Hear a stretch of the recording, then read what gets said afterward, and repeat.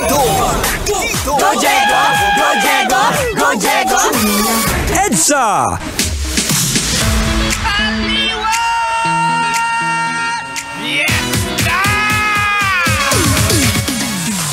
That's right mga kabisyo, Aliwan Fiesta na!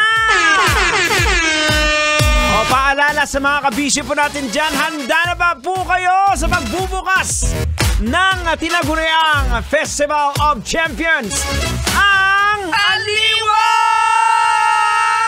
Fiesta!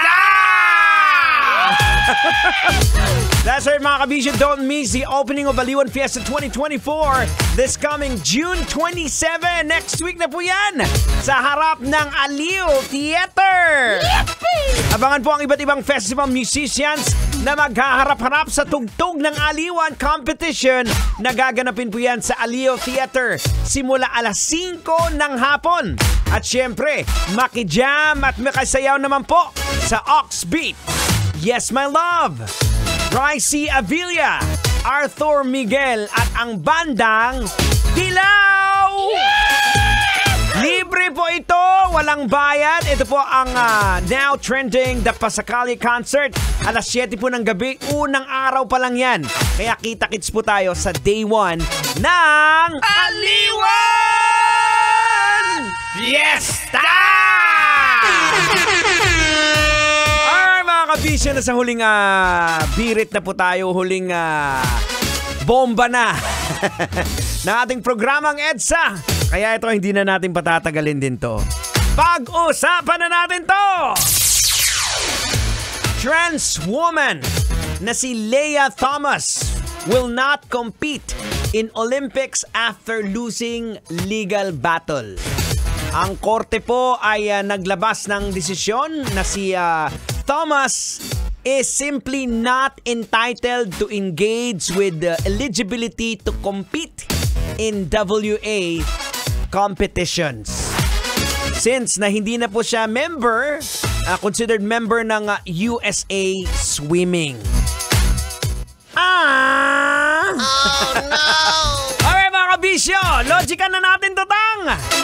Ay, sige, wag mo nang patagalin yan para mahimasmasan at maintindihan nila. Logican mo na yan! Logican na yan! Logican na yan! Alright mga kabisyo, logican na yan. Anong leksyon ang ating mapupulot? Anong aral ang ating madudukot? Alam niyo, boards, naging basic na ngayon para sa mga transgender ang feeling nila na sila talaga ay babae o sila talaga ay lalaki. Kasi kung iisipin po natin, biologically, lalaki pa rin si Thomas. Tapos, kakalabanin mo yung babae? Well, trans people can never be what they want to be. Kasi unang-una, hindi naman po, don't get me wrong, hindi naman po sa hinuhusgahan natin sila o hinuhusgahan ko sila. Well, kung science po kasi ang pagbabasihan natin, sasabihin pa rin po, lalaki pa rin si Thomas, di ba? O halimbawa, for example, kung halimbawa, ito, masabi nating pag-chinek, di ba? May makitang matagpuang nakahandusay na katawan dyan. Sa unang tingin, sasabihin, ay, lalaki to. Pero kalaunan, pag scientifically check na, lalabas na babae pala. So physically, kaya nating baguhin ang appearance natin na maging lalaki or babae. But in the end, hindi po natin kayang baguhin ang ginawa ng Diyos. Now, logican po natin.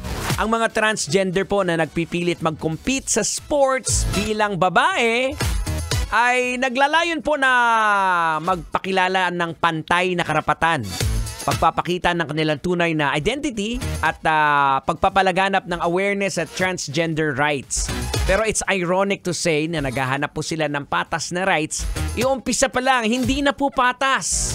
Kung pinanganak ng lalaki tapos kakalabanin mo yung babae, anong tawag dun, tang? Ede wow.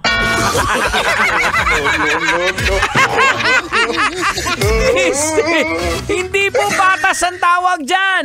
Tang, anong tawag dyan kung hindi patas? Ang tawag dyan, patatas. Ano mga kabisyo? Well, it's time to say goodbye. Pero importante pa rin mga kabisyo, yung respetuhin natin Ano man yung tao, we have always to show respect and love. Yun ang pinaka-importante. Alright, nakakabisyo. Ang tabayanan, susunod na po. Totoy ba to sa programang Totoy na Love? This has been your friend. My name is Diego Bandido. Always saying, do it all for the glory of God.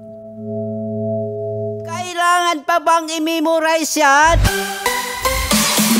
Love Radio. Basic!